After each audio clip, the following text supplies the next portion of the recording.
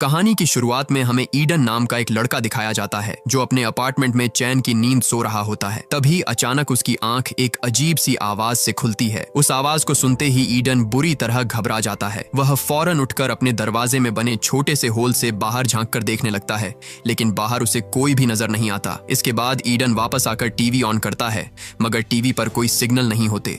Screen पर सिर्फ एक इमरजेंसी वार्निंग लगातार चल रही होती है। यह देखकर ईडन को काफी अजीब लगता है कि अचानक सिग्नल कैसे गायब हो गए और आखिर ऐसी इमरजेंसी वार्निंग क्यों दिखाई जा रही है। वह अभी यही सब सोच ही रहा होता है कि तभी बाहर से लोगों की तेज चीख पुकार की आवाजें आने लगती हैं। ईडन तुरंत खिड़की की तरफ भागता है और जैसे ही वह अपनी बालकनी में पहुंचता है, उसके होश उड़ जाते हैं। वह देखता है कि लोग इधर उधर बौखलाकर भाग रहे हैं, जैसे किसी बड़ी मुसीबत से जान बचाने की कोशिश कर रहे हों। ईडन को समझ ही नहीं आता कि आखिर बाहर चल क्या रहा है। तभी उसकी नजर सामने की बिल्डिंग पर जाती है, जहां एक हेलीकॉप्टर आकर जोरदार तरीके से टकरा जाता है और क्रैश हो जाता है। यह नजारा देखकर ईडन के पैरों तले जमीन खिसक जाती है और उसकी हालत पूरी तरह खराब हो जाती है। और तभी ईडन की नजर नीचे खड़ी एक छोटी बच्ची पर पड़ती है, जो भीड़ में शायद खो चुकी होती है और बिल्कुल अकेली खड़ी रहती है। उसे देखकर ईडन नीचे मौजूद लोगों से उस बच्ची की हेल्प करने के लिए चिल्लाने लगता है, लेकिन अगले ही पल हालात पूरी तरह बदल जाते हैं। वह छोटी बच्ची अचानक अपने आसपास खड़े लोगों पर अटैक करना शुरू कर देती है और उन्हें बहुत ही अजीब तरीके से काटने लगती है। यह नजारा देखकर ईडन पूरी तरह सन्न रह जाता है। अब उसकी आंखें पूरी तरह खुल चुकी होती हैं और उसे साफ समझ आ जाता है कि शहर के लोग धीरे धीरे ज़ॉम्बी बनते जा रहे हैं। डर के मारे ईडन फौरन बालकनी से हटकर अपने अपार्टमेंट के अंदर भाग जाता है। उसी वक्त एक आदमी भी अपनी जान बचाने के लिए ईडन के घर में घुस आता है। उसे देखते ही ईडन बहुत ज्यादा डर जाता है, क्योंकि उसे लगता है कि यह आदमी भी ज़ॉम्बी ही है। लेकिन थोड़ी ही देर में पता चलता है कि वह आदमी ईडन का ही नेबर होता है। वह घबराए हुए अंदाज में ईडन से कहता है, डरो मत, मैं ज़ॉम्बी नहीं हूँ। इमोशंस में वह बताता है कि उसके सारे दोस्त ज़ॉम्बी बन चुके हैं और उन्होंने उस पर हमला कर दिया था, लेकिन किसी तरह उनसे खुद को बचाते हुए वह ईडन के घर में घुस आया। इसके बाद ईडन का पड़ोसी बाथरूम के बारे में पूछता है। ईडन उसे बाथरूम का रास्ता बता देता है, लेकिन जैसे ही वह बाथरूम की तरफ मुड़ता है, तभी ईडन की नजर उसकी गर्दन पर पड़ती है, जहां ज़ॉम्बी के काटने का साफ निशान दिखाई दे रहा होता है। ये देखते ही ईडन समझ जाता है कि उसका पड़ोसी भी अब जल्द ही ज़ॉम्बी में कन्वर्ट होने वाला है। इसी सिचुएशन में अपनी सेफ्टी के लिए ईडन चुपचाप एक नाइफ उठा लेता है। कुछ देर बाद ईडन का पड़ोसी बाथरूम से बाहर आता है। जैसे ही उसकी नजर ईडन के हाथ में पकड़े चाकू पर पड़ती है, वह समझ जाता है कि ईडन उसे ज़ॉम्बी समझकर मार सकता है। घबराकर वह ईडन से कहता है, देखो, मैं ज़ॉम्बी नहीं हूँ। लेकिन अभी उसका यह कहना पूरा भी नहीं होता कि उसकी आंखों में बदलाव आने लगता है और धीरे धीरे वे लाल होने लगती हैं। यह देखकर ईडन को साफ समझ आ जाता है कि इस पर भी वायरस का असर शुरू हो चुका है। तब ईडन अपने पड़ोसी से कहता है कि तुरंत मेरे घर से बाहर निकल जाओ, नहीं तो मैं तुम्हें मार दूंगा। अब ना चाहते हुए भी ईडन का पड़ोसी उसके घर से बाहर निकल जाता है। जब ईडन दरवाजे में बने छोटे से होल से बाहर झांक कर देखता है, तो वहां मौजूद ज़ॉम्बी उसके पड़ोसी पर टूट पड़ते हैं। यह नजारा देखकर ईडन बुरी तरह घबरा जाता है। उसके अंदर बेचैनी बढ़ जाती है और वह फौरन दरवाजे को अच्छी तरह से लॉक कर देता है। कुछ देर बाद जब बाहर थोड़ा शांत माहौल हो जाता है, तो ईडन न्यूज देखने लगता है। न्यूज रिपोर्ट में इस खतरनाक इन्फेक्शन के बारे में बताया जा रहा होता है। रिपोर्टर बताती है कि यह वायरस अब पूरे शहर में फैल चुका है, इसीलिए जो लोग अभी तक इन्फेक्टेड नहीं हुए हैं, उन्हें किसी भी हालत में बाहर नहीं निकलना चाहिए और अपने घर की सभी खिड़कियां और दरवाजे बंद करके अंदर ही रहना चाहिए। इसके बाद ईडन अपनी फैमिली को कॉल करने की कोशिश करता है, लेकिन सारी लाइंस बिजी आती हैं। जब वह अपना मैसेज बॉक्स चेक करता है, तो उसे अपने पेरेंट्स के कुछ मैसेज मिलते हैं। मैसेज में लिखा होता है कि पूरे शहर में ज़ॉम्बी फैल चुके हैं, जिस वजह से उन्हें ईडन तक पहुंचने में टाइम लग सकता है। इसलिए ईडन को सख्ती से कहा जाता है कि वह घर से बाहर बिल्कुल भी ना निकले और उनका इंतजार करे। इसी तरह शाम हो जाती है। ईडन अपनी बालकनी में बैठकर बाहर का नजारा देखने लगता है। बाहर पूरा शहर वीरान हो चुका होता है। हर तरफ आग, धुआं और तबाही दिखाई दे रही होती है। यह सब देखकर ईडन पूरी तरह टूट जाता है और सोचने लगता है कि इस तरह की सिचुएशन में आखिर वह अकेले कैसे जिंदा रह पाएगा। अब इन मुश्किल हालात में सर्वाइव करने के लिए ईडन अपने पूरे अपार्टमेंट में छोटे छोटे मोटिवेशनल नोट्स लगा देता है, ताकि उन्हें देखकर उसे हिम्मत मिलती रहे। वह मिरर पर बड़े अक्षरों में Day 1 लिख देता है। ईडन को यह भी समझ आ चुका था कि यह ज़ॉम्बी वायरस कई महीनों तक चल सकता है। इसी वजह से वह अपने घर के अंदर ही एक सेफ जोन बना लेता है, ताकि किसी भी आने वाले खतरे के लिए वह तैयार रह सके। इस तरह समय धीरे धीरे गुजरता रहता है और देखते ही देखते एक पूरा हफ्ता बीत जाता है। रात के समय ईडन अपने लैपटॉप पर एक वीडियो रिकॉर्ड करता है, जिसमें वह बताता है कि इस बंद अपार्टमेंट में उसके दिन कैसे गुजर रहे हैं। साथ साथ वह अपने पेरेंट्स को कॉल करने की भी कोशिश करता है, लेकिन मोबाइल का सिग्नल अब भी काम नहीं कर रहा होता। वक्त के साथ साथ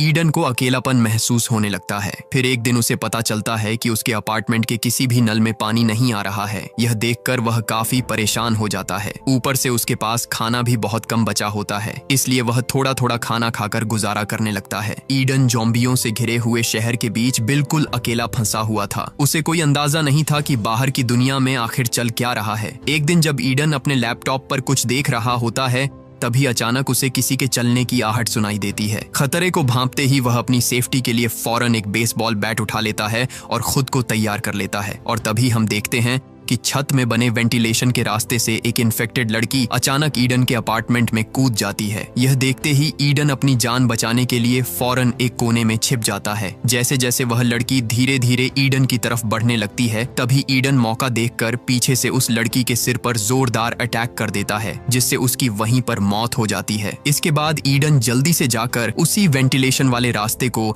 एक सर्फ बोर्ड से बंद कर देता है, ताकि वहां से कोई दूसरा ज़ॉम्बी अंदर ना आ सके। इस तरह समय बीतता जाता है और ईडन जैसे तैसे करके जिंदा रहने की लड़ाई लड़ रहा होता है। एक दिन जब वह अपनी एक और वीडियो रिकॉर्ड कर रहा होता है, तभी अचानक उसके फोन की घंटी बजती है। ईडन जल्दी से फोन उठाता है और देखता है कि उसकी माँ का एक वॉइस मैसेज आया हुआ है। उसकी माँ बताती है कि वे लोग शहर के काफी करीब आ चुके हैं और कुछ ही घंटों में उसके पास पहुंचने वाले हैं। लेकिन इससे पहले कि उसकी माँ अपनी बात पूरी कर पाती, उसी वक्त कुछ इन्फेक्टेड लोग उन्हें घेर लेते हैं। वॉइस मैसेज के आखिरी कुछ सेकंड्स में ईडन अपने माँ बाप की चीखें सुनता है और फिर मैसेज बंद हो जाता है। यह सब सुनते ही ईडन को यकीन हो जाता है कि उसके पेरेंट्स अब इस दुनिया में नहीं रहे। ईडन फूट फूट कर रोने लगता है, क्योंकि अब उसके पास जीने की कोई वजह नहीं बची होती। इसके बाद वह एक बेसबॉल बैट उठाता है और यहाँ से भागने का प्लान बनाता है। जैसे ही वह घर से बाहर निकलता है, उसे चारों तरफ ढेर सारे इन्फेक्टेड लोग दिखाई देते हैं। तभी उसकी नजर अपने पड़ोसी पर पड़ती है, जो अभी तक जिंदा तो होता है लेकिन बुरी तरह से घायल होता है। इसी वजह से वह ईडन पर हमला भी नहीं कर पाता। इसके बाद ईडन बिल्डिंग से बाहर निकलने का कोई रास्ता ढूंढने की कोशिश करता है, लेकिन उसे कहीं से भी निकलने का रास्ता नहीं मिलता, क्योंकि हर जगह ज़ॉम्बी ही खड़े होते हैं। यह देखकर ईडन समझ जाता है कि इतने सारे इन्फेक्टेड लोगों के बीच से निकल पाना नामुमकिन है। जैसे ही वह वापस अपने अपार्टमेंट की तरफ बढ़ता है, तभी इन्फेक्टेड लोग उस पर हमला कर देते हैं। लेकिन ईडन जैसे तैसे खुद को बचाते हुए अपने अपार्टमेंट में घुस जाता है और फ्रिज को दरवाजे के सामने लाकर दरवाजे को अच्छी तरह से बंद कर देता है, ताकि बाहर से कोई भी इन्फेक्टेड अंदर घुस ना सके। अब मजबूरी में ईडन को फिर से अपने ही घर में रहना पड़ता है। कई हफ्तों से अकेले रहने की वजह से वह पूरी तरह टूट चुका होता है। इन हालातों में उसके लिए जिंदा रहना अब बेहद मुश्किल हो गया था। तभी अचानक पूरे शहर की बिजली भी चली जाती है। यह देखकर ईडन और गहरे सदमे में चला जाता है और सोचने लगता है कि अब आगे की जिंदगी आखिर कैसे गुजरेगी। न खाने पीने को कुछ बचा था, न मोबाइल का सिग्नल था और अब बिजली भी नहीं रही। यह सब सोचकर ईडन खुद को पहले से भी ज्यादा अकेला महसूस करने लगता है। इसके बाद जिंदगी से तंग आकर ईडन अपना लैपटॉप ऑन करता है और एक बार फिर वीडियो रिकॉर्ड करने लगता है। कैमरे की तरफ देखते हुए वह कहता है कि आज वायरस को फैले हुए पूरे 42 डेज हो चुके हैं। वह बताता है कि जिंदा रहने के लिए उसने हर मुमकिन कोशिश कर ली, लेकिन अब वह और बर्दाश्त नहीं कर सकता। वह कहता है कि पिछले 2 दिनों से उसने ना कुछ खाया है और ना ही पानी पिया है। इस तरह घुट घुट कर जीने से बेहतर है कि वह अपनी जान ही दे दे। 42 दिनों तक इन खतरनाक हालातों में जीने के बाद ईडन सब कुछ खत्म करने का फैसला कर लेता है। जैसे ही वह खुद को लटकाने वाला होता है, तभी उसकी नजर सामने वाली एक बिल्डिंग पर जाती है, जहां उसे एक लड़की दिखाई देती है। इतने दिनों बाद किसी लड़की को देखकर ईडन एकदम शॉक हो जाता है और उसी पल उसके अंदर जीने की एक नई होप जाग जाती है। लेकिन तभी अचानक उसका पैर चेयर से फिसल जाता है और वह तड़पने लगता है। किस्मत से रस्सी टूट जाती है और ईडन की जान बच जाती है। इसके बाद वह तुरंत खिड़की के पास जाकर उस लड़की को ध्यान से देखने लगता है। एक जिंदा लड़की को देखकर उसे अपनी आंखों पर यकीन नहीं हो रहा था, क्योंकि वह पूरे 42 दिनों बाद किसी इंसान को देख रहा था। इसी दौरान वह लड़की भी ईडन को देख लेती है, लेकिन उसे ज़ॉम्बी समझकर वह फौरन खिड़की का पर्दा बंद कर लेती है। अगले दिन ईडन फिर से खिड़की के पास जाता है, जहां वह उस लड़की को दोबारा देखता है। इससे पहले कि वह लड़की फिर से ईडन को ज़ॉम्बी समझकर छिप जाए, ईडन जल्दी से एक पेपर पर हाई लिखता है और उसकी तरफ हाथ हिलाता है। यह देखकर लड़की समझ जाती है कि ईडन कोई ज़ॉम्बी नहीं बल्कि एक इंसान है। यह एहसास होते ही वह काफी खुश हो जाती है। इसके बाद ईडन पेपर के जरिए उसे अपना नाम बताता है। जवाब में वह लड़की भी अपना नाम ईवा लिखकर दिखाती है। ईवा ईडन से पूछती है कि क्या उसके पास खाने पीने के लिए कुछ है। तब ईडन उसे बताता है कि खाने को तो कुछ नहीं है, लेकिन पीने के लिए उसके पास काफी सारा पानी मौजूद है। इसी दौरान ईवा देखती है कि उसके अपार्टमेंट के दरवाजे के पास कुछ ज़ॉम्बी घूम रहे हैं। यह देखकर वह डर जाती है और पर्दा बंद करके जाने लगती है। लेकिन जाने से पहले ईडन पेपर पर लिखकर उससे पूछता है कि क्या वे कल भी इसी तरह बात कर सकते हैं। इस पर ईवा हाँ में जवाब देती है और वहां से चली जाती है। रात को ईडन को बहुत तेज भूख लगती है, लेकिन जब खाने को कुछ नहीं मिलता तो वह मजबूरी में टूथपेस्ट खाकर गुजारा करता है। थोड़ी ही देर में तेज बारिश शुरू हो जाती है। ईडन बारिश का पानी स्टोर करने के लिए बाहर बर्तन रख देता है और खुद भी पूरे 42 दिनों बाद बारिश के पानी में नहाता है। इन 42 दिनों में ईडन की दाढ़ी काफी बढ़ चुकी होती है, इसलिए वह अपनी दाढ़ी को शेप कर लेता है। अगले दिन वह खुद को साफ सुथरा करके ईवा के सामने आता है। ईवा उसे देखते ही पसंद करने लगती है। इसके बाद ईडन एक बॉल के साथ रस्सी बांधकर ईवा के अपार्टमेंट की तरफ फेंकता है, जिसे ईवा पकड़ लेती है। फिर ईडन उसी रस्सी पर 2 पानी की बोतल बांधकर ईवा की तरफ भेजता है, लेकिन बोतल सामने लगी जाली से जोर से टकरा जाती है। इस आवाज को नीचे मौजूद एक ज़ॉम्बी सुन लेता है और वह सीधे ईवा के अपार्टमेंट की तरफ चढ़ने लगता है। ईडन यह सब देख लेता है और ज़ॉम्बी का ध्यान भटकाने के लिए एक बोतल उठाकर उसके सिर पर मारता है। अब ज़ॉम्बी ईडन को भी देख लेता है और गुस्से में ईवा को छोड़कर ईडन को मारने के लिए उसके अपार्टमेंट की तरफ चढ़ने लगता है। तभी ईडन फौरन एक बेसबॉल बैट उठा लेता है। जैसे ही ज़ॉम्बी ईडन के अपार्टमेंट में घुसने वाला होता है, ईडन उसे बेसबॉल बैट से जोरदार वार करके वहीं खत्म कर देता है। कुछ देर बाद रात हो जाती है और भूख की वजह से ईडन की हालत और ज्यादा खराब हो जाती है। अब वह भूख बिल्कुल भी बर्दाश्त नहीं कर पा रहा होता। ऐसे में ईडन समझ जाता है कि किसी भी हाल में उसे खाने के लिए कुछ ढूंढना ही पड़ेगा। इसी सोच के साथ वह पड़ोसी के घर में जाकर खाना ढूंढने का प्लान बनाता है। जैसे ही ईडन अपने अपार्टमेंट से बाहर निकलता है, उसे सामने अपने पड़ोसी की लाश पड़ी हुई दिखाई देती है। वह उसकी जेब चेक करता है, जहां से उसे उसके घर की चाबियों का गुच्छा मिल जाता है। तभी ईडन को कुछ ज़ॉम्बियों के आने की आवाज सुनाई देती है। अब ईडन बुरी तरह फंस चुका होता है, क्योंकि वह उनसे भाग भी नहीं सकता था। ऐसे में ईडन समझदारी दिखाते हुए अपने पड़ोसी की लाश के पास लेट जाता है और खुद को भी एक लाश की तरह दिखाने लगता है। उसकी यह चाल काम कर जाती है और सारे ज़ॉम्बी उसे नजरअंदाज करते हुए आगे निकल जाते हैं। इसके बाद ईडन धीरे धीरे अपने पड़ोसी के घर के अंदर चला जाता है। घर में घुसते ही उसकी नजर सामने बेड पर पड़ी एक लड़की पर पड़ती है। ईडन उसके पास जाने से डर रहा होता है, इसलिए वह पहले एक हेलमेट गिराकर चेक करता है कि वह लड़की जिंदा है या नहीं। लेकिन हेलमेट लगने के बाद भी वह लड़की हिलती तक नहीं, जिससे ईडन समझ जाता है कि वह मर चुकी है। इसके बाद ईडन सीधा किचन में जाता है, जहां उसे थोड़ा बहुत खाना मिल जाता है। घर की जांच पड़ताल करने पर उसे काफी सारा जरूरी सामान भी मिल जाता है, जिसे वह एक बोरी में भर लेता है। लेकिन जैसे ही वह वहां से निकलने वाला होता है, तभी एक इन्फेक्टेड उस पर हमला कर देता है। इससे पहले कि वह ज़ॉम्बी ईडन को काट पाता, ईडन एक टेबल लैंप से उसके सिर पर वार करता है, लेकिन ज़ॉम्बी फिर भी ईडन पर झपटता रहता है। आखिरकार ईडन एक आइस एक्स का इस्तेमाल करके उस इन्फेक्टेड को हमेशा के लिए खत्म कर देता है। इसके बाद जब ईडन बाहर निकलता है तो देखता है कि बाहर कई सारे ज़ॉम्बी खड़े हैं। बड़ी मुश्किल से ईडन उनसे बचते बचाते अपने अपार्टमेंट में वापस पहुंच जाता है। अंदर आते ही वह जल्दी से अपने कपड़े उतार कर अपनी बॉडी चेक करता है, ताकि यह पक्का कर सके कि कहीं उसे ज़ॉम्बी ने काटा तो नहीं। उसकी बॉडी पूरी तरह से सेफ होती है। यह देखकर ईडन को थोड़ी राहत मिलती है। इसके बाद वह पड़ोसी के घर से लाया हुआ बैग खोलकर देखता है, जिसमें उसे 2 वॉकी टॉकी मिलती हैं। इन्हें देखकर ईडन फैसला कर लेता है कि उनमें से एक वॉकी टॉकी वह ईवा को देगा, ताकि वह उसके साथ आसानी से कांटेक्ट कर सके। इसके बाद ईडन अपने कपड़ों से एक रस्सी बनाता है और धीरे धीरे बालकनी से नीचे उतरने लगता है। जैसे ही वह जमीन पर पहुंचता है, वह चुपचाप आगे बढ़ने की कोशिश करता है, लेकिन आसपास कई सारे ज़ॉम्बी खड़े होते हैं। तभी ईडन चुपके से एक वॉकी टॉकी ईवा के अपार्टमेंट की तरफ फेंक देता है। उसकी आवाज सुनते ही इन्फेक्टेड लोग अलर्ट हो जाते हैं और ईडन का पीछा करने लगते हैं। हालात बिगड़ते देख ईडन फौरन एक बालकनी पर चढ़कर छिप जाता है। रात का अंधेरा होने की वजह से ज़ॉम्बी उसे देख नहीं पाते और कुछ देर बाद वहां से चले जाते हैं। उनके जाते ही ईडन वापस सुरक्षित अपने अपार्टमेंट में लौट आता है। अगले दिन ईवा वॉकी टॉकी पर ईडन से बात करना शुरू करती है। ईडन अपने वॉकी टॉकी पर ईवा की आवाज सुनकर काफी खुश हो जाता है। वह ईवा से कहता है कि उसने पिछले 3 दिनों से कुछ भी नहीं खाया है और भूख से उसकी हालत खराब हो चुकी है। जवाब में ईवा भी बताती है कि वह भी पिछले 2 दिनों से भूखी है। इसके बाद दोनों काफी देर तक बातें करते रहते हैं और देखते देखते रात हो जाती है। फिर ईवा कहती है कि अब रात हो गई है और वह सोने जा रही है। इतना कहकर वह ईडन से कांटेक्ट कट कर देती है, लेकिन यहाँ ईडन से अब भूख बिल्कुल भी बर्दाश्त नहीं हो रही होती, इसलिए वह खाना ढूंढने के लिए इसी बिल्डिंग को एक्सप्लोर करने का फैसला करता है। वह अपने बाथरूम के वेंटिलेशन का रास्ता खोलता है और उसी रास्ते से होकर पड़ोसी के घर में घुसने लगता है। आगे बढ़ते हुए उसे एक इन्फेक्टेड की लाश मिलती है जो शायद ऑक्सीजन की कमी से मर गया होता है। उसे देखकर ईडन बुरी तरह डर जाता है, लेकिन फिर किसी तरह हिम्मत जुटाकर आगे बढ़ता है और अपने पड़ोसी के बाथरूम तक पहुंच जाता है। जैसे ही वह नीचे उतरता है, उसकी नजर जमीन पर पड़े खून के एक लंबे निशान पर जाती है। वह उस खून के निशान को फॉलो करता है और सामने लगे पर्दे को हटाता है, लेकिन वहां कोई भी नहीं होता। इसके बाद ईडन धीरे धीरे पूरे घर की इन्वेस्टिगेशन करने लगता है। जब वह किचन में पहुंचता है तो वहां उसे खाने पीने का काफी सारा सामान मिल जाता है। यह देखकर ईडन तुरंत ईवा से संपर्क करता है और उसे बताता है कि उसे ढेर सारा खाना मिल गया है। यह सुनते ही ईवा गुस्सा हो जाती है और ईडन से कहती है कि तुम मुझसे बिना पूछे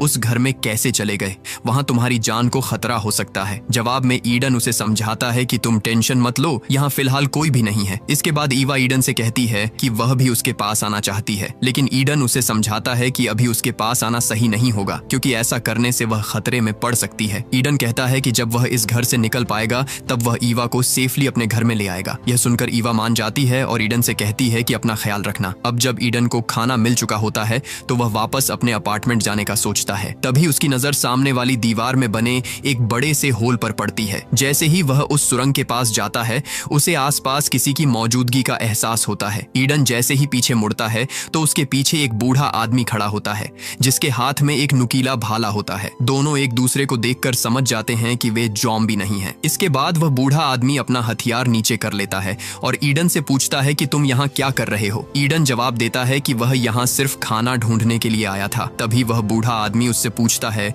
कि तुम वॉकी टॉकी पर किससे बात कर रहे थे। इस पर ईडन झूठ बोलते हुए कहता है कि वह अकेले खुद को मोटिवेट करने के लिए बातें कर रहा था। इसके बाद वह बूढ़ा आदमी ईडन से अच्छे तरीके से बात करने लगता है और कहता है कि तुम जितना चाहो खाना ले सकते हो। वह ईडन को एक प्लेट में खाना भी देता है। कई दिनों से भूखा होने की वजह से ईडन बिना ज्यादा सोचे समझे खाना शुरू कर देता है। कुछ देर बाद वह बूढ़ा आदमी ईडन से कहता है कि अलमारी से मेरे लिए एक बोतल उठाकर दे दो। जैसे ही ईडन बोतल उठाने के लिए पीछे मुड़ता है, तभी अचानक वह बूढ़ा आदमी बेसबॉल बैट से ईडन के सिर पर जोरदार वार कर देता है। इस हमले से ईडन बेहोश हो जाता है। कुछ मिनट बाद जब ईडन को होश आता है तो वह खुद को एक इन्फेक्टेड औरत के सामने पाता है जो जंजीर से बंधी हुई होती है। यह नजारा देखकर ईडन पूरी तरह शॉक्ड हो जाता है। डर के मारे अब वह किसी भी तरह यहाँ से निकलना चाहता है, लेकिन तभी ईडन को एहसास होता है कि उसके हाथ पैर भी बंधे हुए हैं। थोड़ी देर बाद वही बूढ़ा आदमी ईडन के सामने आता है और उसे बताता है कि सामने खड़ी यह इन्फेक्टेड औरत उसकी पत्नी है। वह कहता है कि वह अपनी पत्नी से बहुत प्यार करता है और किसी भी कीमत पर उसे खोना नहीं चाहता। उसकी पत्नी पिछले एक हफ्ते से भूखी है, लेकिन आज उसकी भूख मिटने वाली है, क्योंकि आज वह ईडन को उसका खाना बनाने वाला है। इसके बाद वह बूढ़ा आदमी ईडन को कुछ दवाइयां देता है और कहता है कि यह दवाई खा लो, जिससे तुम्हारी बॉडी सुन्न हो जाएगी और मरते वक्त तुम्हें दर्द महसूस नहीं होगा। लेकिन ईडन साफ साफ मना कर देता है। वह उस बूढ़े आदमी से कहता है कि तुम्हारी पत्नी इस हालत में जिंदा नहीं रह पाएगी। वह खुद मरने के लिए चिल्ला रही है, इसलिए बेहतर यही होगा कि तुम उसे इस नरक जैसी जिंदगी से आजादी दिलाओ। लेकिन उस बूढ़े आदमी की मेंटल कंडीशन पूरी तरह बिगड़ चुकी होती है। वह गुस्से में ईडन से कहता है कि चुपचाप यह दवाई खा लो, वरना मुझे तुम्हें बेहोश करने के और भी तरीके आते हैं। इसके बावजूद ईडन दवाई खाने से इनकार कर देता है। इसके बाद वह बूढ़ा आदमी ईडन को बेहोश करने के लिए अपना औजार लेने चला जाता है। यहाँ ईडन समझ जाता है कि अगर उसने अभी कुछ नहीं किया तो वह मारा जाएगा। किसी तरह वह खुद को छुड़ा लेता है और दरवाजे के पीछे छिप जाता है। जैसे ही वह बूढ़ा आदमी ईडन को मारने के लिए आगे बढ़ता है, तभी ईडन चालाकी से उसे पकड़कर उसी की इन्फेक्टेड पत्नी की तरफ धक्का दे देता है। अगले ही पल वह औरत उस बूढ़े आदमी पर टूट पड़ती है और उसे काटने लगती है। ईडन बिना वक्त गंवाए उन दोनों को अंदर छोड़कर कमरे का दरवाजा बंद कर देता है। जल्दी जल्दी अपना सामान उठाता है और अपने अपार्टमेंट की तरफ निकल पड़ता है। तभी वॉकी टॉकी पर ईवा की आवाज आती है। ईवा घबराकर बताती है कि उसके अपार्टमेंट में इन्फेक्टेड लोग घुस चुके हैं। यह सुनते ही ईडन तुरंत ईवा को बचाने के लिए उसके अपार्टमेंट की तरफ भागता है। जब ईडन अपनी बालकनी पर पहुंचता है तो सामने उसे ईवा दिखाई देती है। वह देखता है कि ईवा बालकनी में फंसी हुई है और उसके पास अब बाहर निकलने का कोई रास्ता नहीं बचा है। अब ईडन ईवा को बचाने के लिए चादरों से बनी रस्सी का इस्तेमाल करते हुए नीचे उतरने की कोशिश करता है, लेकिन बैलेंस बिगड़ने से वह नीचे गिर जाता है। उसी वक्त गिरने की आवाज सुनकर एक इन्फेक्टेड उस पर हमला करने के लिए उसकी तरफ दौड़ पड़ता है। हालात बिगड़ते देख ईडन खुद को डिफेंड करने के लिए शॉटगन उठाता है और उस इन्फेक्टेड को गोली मार देता है। है, लेकिन गोली की आवाज पूरी बिल्डिंग में गूंज जाती है।